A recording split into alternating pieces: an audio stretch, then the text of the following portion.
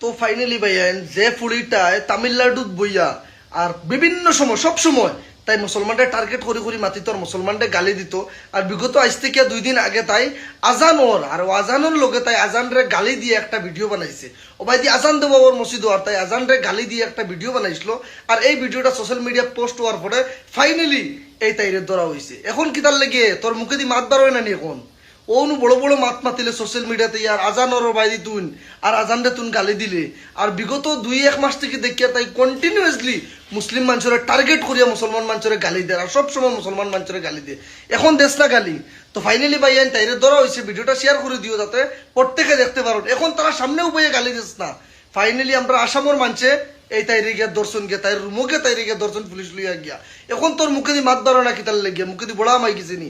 অতদিন নো খালি মুসলমানদের টার্গেট করে করে মাতিলে আর মুসলমানদের গালি দিলে এখন মুখে দি তোর মাত বারো না নেই। community I'm not targeting that. Tell him. All Assam Muslim. Not only Assam Muslim, see, আপনি এটা এন্টায়ার মুসলিম কমিউনিটি ডেভেলপ করেছে গোটে ইন্ডিয়ার ভিতৰত বা পুরা এন্টায়ার ওয়ার্ল্ডৰ ভিতৰত এফেক্ট কৰিছে।